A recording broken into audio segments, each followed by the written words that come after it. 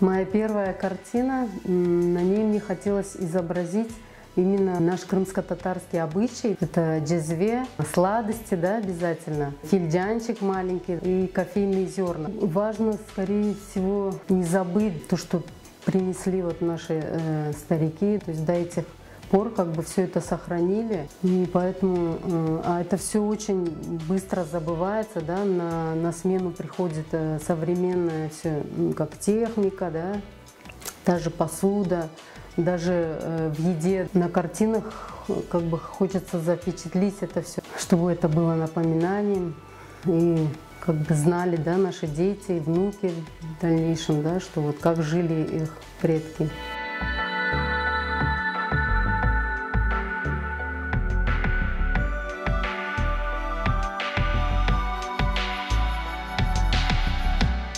Каждый раз, когда я езжу по Крыму, меня очень вдохновляет красота Крыма, да, горы, леса, море. Сама природа, она так и просится на холст. Когда я вижу, мне хочется запечатлеть это. Она же вот всегда разная. Даже одно и то же место по-разному выглядит. Осенью, весной, летом и зимой, да, можно по-разному изобразить это. Один и тот же пейзаж.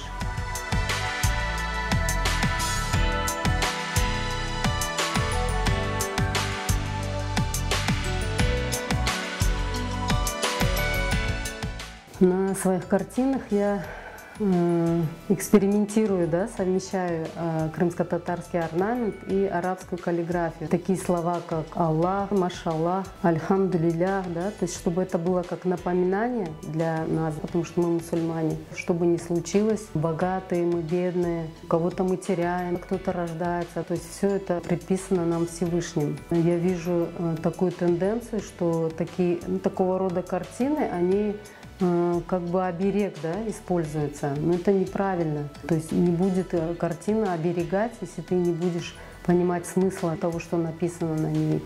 Это скорее напоминание для людей, что есть Аллах, есть Его законы, и что мы должны покоряться этим законам. А крымско-татарский орнамент — это как бы именно близко к нашей культуре, к национальности. То есть оно как больше украшение идет. Тюльпан — это символ мужчины, да? Миндаль — это женщина, да, молодая. Роза — это женщина зрелого возраста. То есть и вот тоже пытаюсь все это совместить, да, чтобы какой-то смысл читался, да, с этих картин.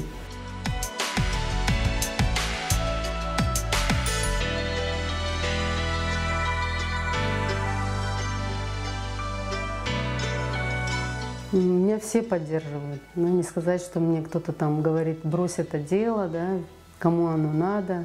Это несерьезно. И муж, и дети. Дети гордятся тем, что у них Анашка художница. Все меня мотивируют, подталкивают на это, чтобы вот, не оставлять это дело. Главное, чтобы мое дело приносило пользу, да, окружающим, было во благо мне и родным, и близким, и остальным. Чтобы несло радость. Главное для меня цель — это довольство Всевышнего.